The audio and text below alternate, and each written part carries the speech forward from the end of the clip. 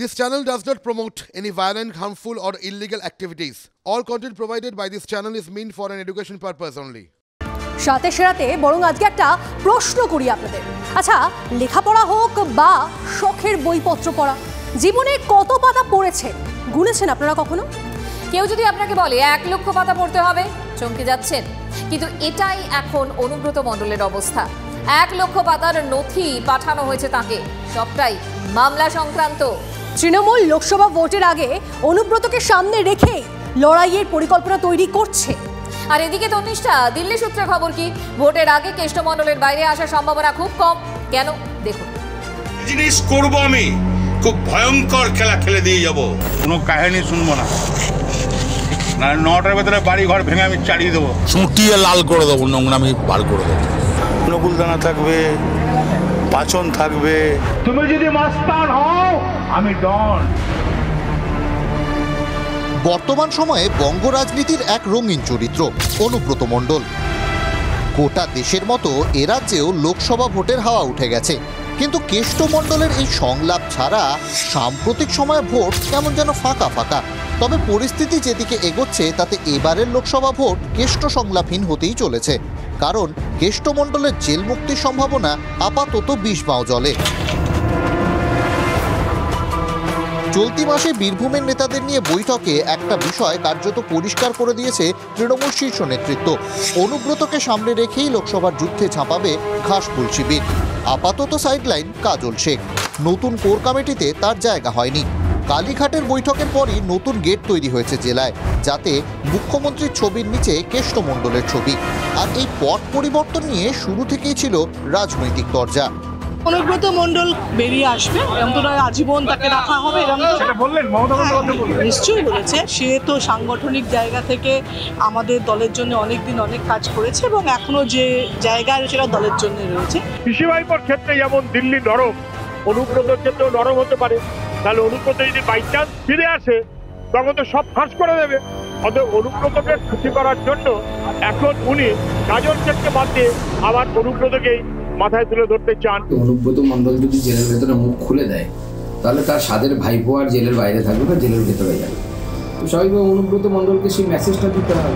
সেই মেসেজ দেওয়ার জন্যই মিডিয়ার সামনে এগুলো উনিই বলেছেন, লিক করে দেওয়ার জন্য। শতাব্দী রায় এসে বলছেন বাইরে। কিন্তু ছবিতে ফিরলেও বাস্তবে ভোটের আগে কেষ্টমণ্ডলের বীরভূমে ফেরার সম্ভাবনা খুব খুব কম। কারণ তৃণমূল নেতৃত্ব যখন অনুব্রত ছবিকে সামনে রেখে ভোটের যুদ্ধে ঝাঁপাতে তৈরি হচ্ছে, তখন কেন্দ্রীয় এজেন্সিও কোমর বেঁধে নামছে। সূত্রের খবর, বীরভূমের বেতাজ বাদশার বিরুদ্ধে গরু পাচার মামলার বিচার পর্ব শুরু হতে চলেছে আগামী মাসে। সূত্রের খবর, ফেব্রুয়ারি মাসে শেষ হবে গরু পাচার মামলার শুনানি পর্ব। 22 ফেব্রুয়ারি থেকে শুরু হতে পারে বিচার প্রক্রিয়া। 4টি চার্জশিট জমা দেওয়া হলেও বিচার প্রক্রিয়া শুরু হয়নি তদন্ত শেষ না হওয়ায়। মামলা সংক্রান্ত 1 লক্ষ পাতার নথি পাঠানো হয়েছে অনুব্রত মণ্ডল ও বাকি অভিযুক্তদের। একাধিক অভিযুক্ত জামিন পেলেও অনুব্রত জামিন পাননি। প্রভাবশালী তকমায় জামিন নাকচ হয় কেষ্টমণ্ডলের। ফেব্রুয়ারির 22 তারিখ থেকে যদি বিচার প্রক্রিয়া শুরু হয়, তাহলে অনুব্রতর পক্ষে ভোটের আগে জেলায় ফেরার সম্ভাবনা কার্যত নেই বললেই চলে। এই অবস্থায় তৃণমূলের পক্ষে ভোট বৈতরণী পার করাটা কি একটু কঠিন হয়ে পড়বে? ওরা ভোটেরই আরম্ভ করে, ওরা নোংরাইটা শুধু বাংলায় নয় সব জায়গায় করে, ওটা আমাদের কিছু বয়ে যাবে। Bureau report, TV9 Bangla. সোজা কথায় তাহলে ছবিটা কি দাঁড়াচ্ছে? ভোটের আগে অনুব্রত মণ্ডলের মুক্তির সম্ভাবনা খুব খুব কম। তাহলে কি হবে? তৃণমূল নেতৃত্ব কেষ্টমণ্ডলকে সামনে রেখেই যে ভোটের পরিকল্পনা তৈরি করছে। জেলে বসে তাহলে কিভাবে ভোট সামলাবেন অনুব্রত? জেলার রাজনীতিতে প্রশ্নের ঝড়। তুই তো কিছুই চাস না। ওকে এমএলএ হতে বলুন, হবে না। ওকে এমপি হতে বলুন, হবে না। আমি ওকে অনেকবার বলেছি তুই রাজ্যসভায় যা, বলে না দিদি আমি যাবো না। তৃণমূল সুপ্রিমো মমতা বন্দ্যোপাধ্যায় স্নেহধন্য তিনি। অনেক অভিযোগ উঠলেও কেষ্টমণ্ডলের প্রতি মমতা বন্দ্যোপাধ্যায়ের স্নেহ কখনো কম হয়নি। তাই গরু পাচার মামলায় দীর্ঘ 1 বছর জেলে থাকলেও এখনও বীরভূমের জেলা সভাপতি পদেই আছেন অনুব্রত। জেল মুক্তির সময় মুখ্যমন্ত্রী তাকে বীরের সম্মান দিতে চান। যতদিন কেষ্ট ফিরে না আসছে লড়াই আরো 3 গুণ বাড়বে। বীরের সম্মান দিয়ে ওকে জেল থেকে বের করে আনবেন, ঠিক আছে? এহেন ভরসার পাত্রকে ছাড়াই গত পঞ্চায়েত ভোটে লড়াইয়ে নামতে হয়েছিল তৃণমূল কংগ্রেসকে। কোর কমিটির ফর্মুলায় যদিও বাজিমাত করেছিল তৃণমূল, জেলে বসে কেষ্ট দলের ফল শুনে খুশিও হয়েছিলেন। কিন্তু গল্পের টুইস্ট অন্য জায়গায়। যখন জেলা সভাপতি পদে বসেন কেষ্ট বিরোধী বলে পরিচিত কাজল শেখ, শোনা যায় এরপর থেকেই নাকি অনুব্রত সাজানো সংগঠনে থাবা বসান কাজল শেখ, যা শুনে জেলে বেজায় মন খারাপ হয়েছিল অনুব্রত মণ্ডলের।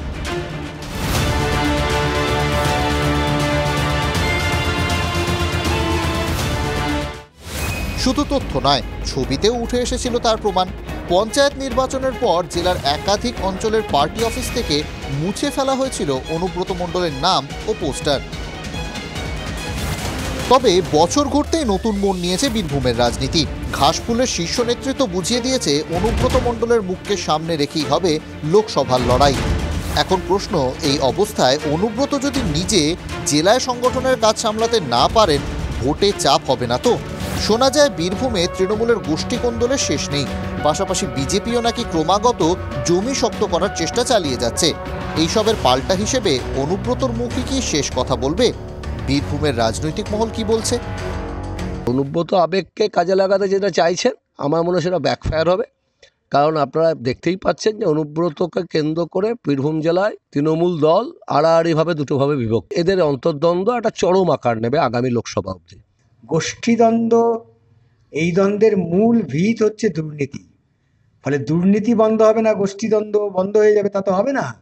ফলে সে কেষ্টকেই সামনে আনুক আর কাজলকেই সামনে আনুক, গোষ্ঠীদ্বন্দ্ব ওদের থাকবেই। আমাদের এমন কোনো নেতা বা নেত্রী নেই যে অনুব্রত মণ্ডলকে স্মরণ করে না।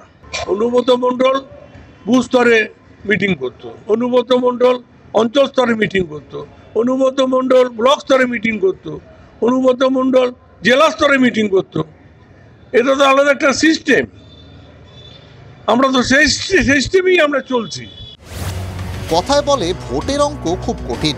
মানুষের মন বুঝতে হয়, ভোটের হিসেব বুঝতে হয়, বিরোধীদের প্ল্যান বুঝতে হয়, নিজের দুর্বলতা জানতে হয়। এমন অনেক সমীকরণ আছে।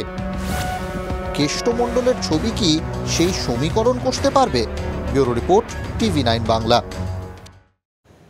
দেখুন, এখন আমরা সবাই জানি যে অনুব্রত মণ্ডল, যার কথা এতক্ষণ ধরে হচ্ছিল, তাকে বলা হয় বীরভূমের বাঘ।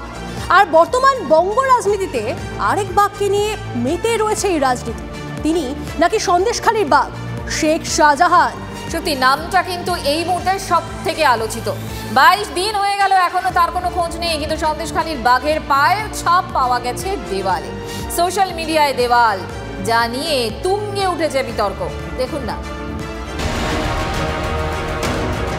সোশ্যাল মিডিয়া বর্তমান সময়ে এমন মানুষ খুব কম আছেন যার বিচরণ সামাজিক মাধ্যমের দেওয়ালে দেওয়ালে নেই। তা সে সাধারণ জনতা হোক বা সেলিব্রিটি কিংবা রাজনৈতিক ব্যক্তিত্ব, সবার হাড়ির খবর দিতে পারে সোশ্যাল মিডিয়ার দেওয়াল। সন্দেশখালীর বেতাজ বাদশাহ শেখ শাহজাহানেরও এই অভ্যেস আছে। সভা সমাবেশ মিটিং মিছিল ভরা শাহজাহানের দেওয়াল। কিন্তু 5ই জানুয়ারির পর থেকে সব বন্ধ ছিল, কারণ শাহজাহান নিরুদ্দেশ। কোথাও খোঁজ পাওয়া যাচ্ছে না তার। পুলিশ নাকি তন্ন করে খুঁজেও তাকে ধরতে পারছে না। যদিও রাজনৈতিক মহল তার একাধিক হদিশ দিয়েছে। এই যেমন রাজ্যের বিরোধী দলনেতা শুভেন্দু অধিকারী। প্রজাতন্ত্র দিবসের দিন 11 কিলোমিটারের তত্ত্ব উঠে এসেছে তার কথায়। খুব বড় কথা না শেখ শাহজাহানের বাঘ এখন কোথায়?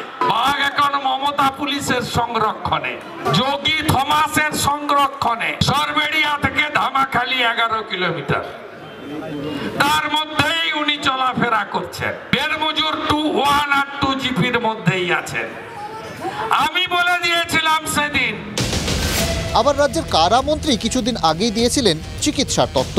শেখ শাহজাহান তার চিকিৎসার জন্য বাইরে গেছে, কোথাও আছে, নিশ্চিতভাবে পুলিশ খুঁজছে। যদিও এই মন্তব্যের জন্য শীর্ষ নেতৃত্ব তলব পেতে হয়েছে কারামন্ত্রীকে। এহেন শাহজাহানের খোঁজে যখন অনেক কথা, তখন হঠাৎ করেই অ্যাক্টিভ হয়ে উঠল শাহজাহানের ফেসবুক অ্যাকাউন্ট। সবাইকে প্রজাতন্ত্র দিবসের শুভেচ্ছা জানান শেখ শাহজাহান। চোখ কপালে, নিরুদ্দেশ ব্যক্তির প্রোফাইলে পোস্ট। শাহজাহান নিজেই করলেন এই পোস্ট। কোথায় তিনি?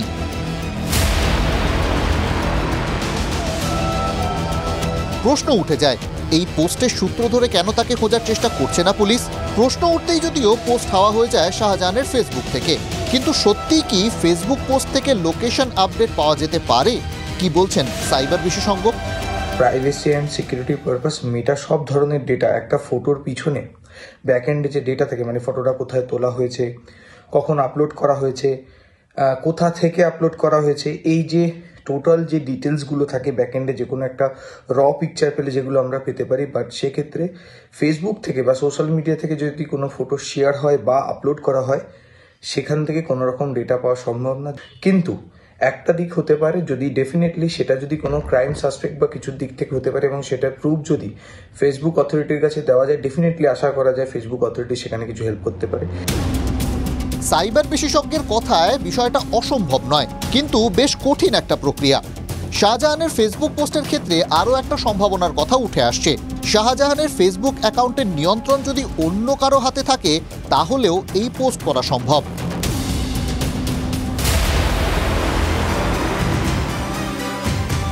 বর্তমান যুগে যেমনটা হয়েই থাকে, অনেকেই নিজের সোশ্যাল মিডিয়া অ্যাকাউন্ট পরিচালনার জন্য অন্য কোনো ব্যক্তি বা সংস্থার হাতে দিয়ে থাকেন। সেইভাবেই এই পোস্ট করা হয়নি তো? সবাইকে বিভ্রান্ত করার পরিকল্পনা নয় তো?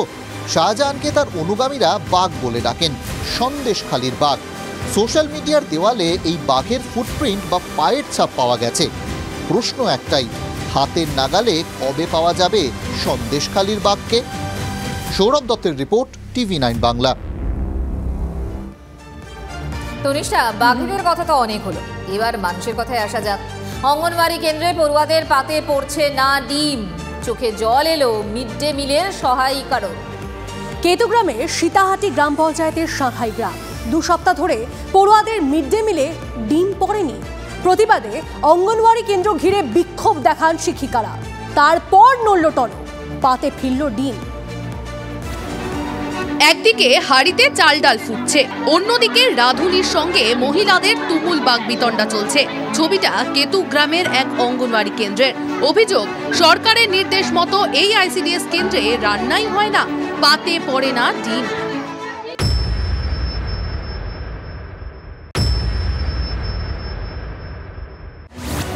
কেতুগ্রামের সাঁখাই গ্রামের 29 নম্বর ICDS কেন্দ্রে শনিবার বিক্ষোভে ফেটে পড়েন গ্রামবাসীরা। তাদের অভিযোগ, অঙ্গনওয়াড়ি কেন্দ্রে গত 2 সপ্তাহ ধরে ডিম মিলছে না। ওই তো স্কুলে ডিম দেয় না কো, ঠিক মতন খাবার টাবার কিচ্ছুই দেয় না কো। বললো কি যে আমাদের সরকার দেয় না, আমরা কোথা থেকে দেবো, আমরা কি ঘরে থেকে দেবো? অঙ্গনওয়াড়ি কেন্দ্র থেকে শিশু ও মায়েদের পুষ্টিকর খাবার দিতে বলছে সরকার, তাহলে কেন কেতুগ্রামের অঙ্গনওয়াড়ি কেন্দ্রে ডিম মিলছে না? ICDS কেন্দ্রের কর্মীর দাবি, ডিমের দাম যেটা দেয় আমাদের অফিস থেকে 6.5 টাকা, 60 টাকা বাজার দর, 60 টাকা তার বেশি পড়ে যাচ্ছে। সেই জন্য আমরা সবাই মিলে মেয়েরা সিদ্ধান্ত নিয়েছি এবং স্যারকে আমরা জানিয়েছিও। শুধু ডিমই নয়, খাবারের মান নিয়েও অভিভাবকদের হাজারো অভিযোগ। কিছু চাল সেদ্ধ হয় নাই, জাল এ তো ডাল আপনার পরিমাণেই তো নেই, কত না ডালটা মিট হয়ে গিয়েছে, তো ডালটা তো মিট হয়ে গিয়েছে। আমি কি বলবো, আমার খুব দুর্ভাগ্য। এত পরিষ্কার করে এত ভালো করে খাবার করছি, কিন্তু কিছু করার নেই, কিছু বলার নেই আমার।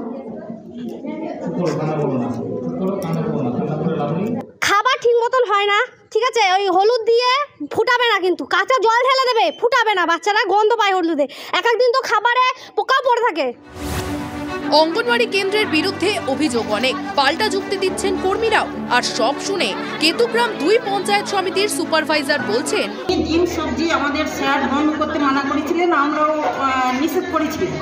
ডিম বন্ধটা করা ঠিক হয়নি, আর দ্বিতীয়বারে যাতে ডিমটা বন্ধ না হয় সে ব্যাপারেও আমরা দেখছি। 2 সপ্তাহ ডিমের দেখা মেলেনি, তবে শনিবার বিক্ষোভের পরই দেখা মিলেছে। মানে দেখছি তো ডিম নিয়ে এসছে, কিন্তু আমরা বলার পর তারপর ডিম আসলো। তাহলে কি বিক্ষোভ করেই হকের খাবার ছিনিয়ে নিতে হবে? না হলে ICDS সেন্টার থেকে খালি পেটেই ফিরতে হবে? কৌশিক দত্তের রিপোর্ট, TV9 বাংলা। মঞ্জুরা, দেখো এ রাজ্যে এমন অনেক কিছু হয় যার ফলে আমরা এবং বিরোধীরা পুলিশের নিরপেক্ষতা নিয়ে প্রশ্ন তুলে দেয়। এবার পুলিশ ওয়েলফেয়ার অ্যাসোসিয়েশনের নিরপেক্ষতা নিয়ে প্রশ্ন তুললেন বিরোধী দলনেতা শুভেন্দু অধিকারী।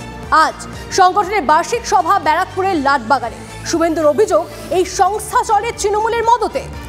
তার আরও দাবি, বার্ষিক সভায় আমন্ত্রিতদের মধ্যে প্রায় সকলেই তৃণমূলের নেতা কিংবা মন্ত্রী। তার মন্তব্য, সবার আমন্ত্রণপত্রে মুখ্যমন্ত্রীর ছবিতেই স্পষ্ট বোঝা যায় যে এই সংস্থা কাদের অঙ্গুলি হেলনে চলে। রাজ্যের পুলিশের নিরপেক্ষতা নিয়ে আগেও প্রশ্ন তোলেন শুভেন্দু। পুলিশ তৃণমূলের দলদাসে পরিণত হয়েছে বলে অভিযোগ বিরোধী দলনেতার। আসন্ন লোকসভা ভোটে পক্ষপাত দুষ্ট পুলিশ অফিসারদের নির্বাচনের দায়িত্ব থেকে বিরত রাখার জন্য জাতীয় নির্বাচন কমিশনারকে চিঠিও দিয়েছেন শুভেন্দু। আমার বুথতে মন্ত্রীরা যায়নি। ফিরাদ হাকিম, চন্দ্রিমা ভট্টাচার্য, পার্থ ভৌমিক, এক ডজন মন্ত্রী যাওয়ার কথা ছিল। একটা মন্ত্রী গেছে, কিন্তু সে মন্ত্রী হিসেবে নয়, তিনি গায়ক হিসেবে গেছেন, ইন্দ্রনীল সেন। তাকে দিয়ে গান টান হয়েছে। আজকের এই সম্মেলনের মোট প্রাপ্তি হচ্ছে খিচুড়ি, বাঁধাকপির লটপটি ঘন্ট আর একটা করে সাদা ডিম। এইটা নিয়ে তারা বাড়ি এসছে।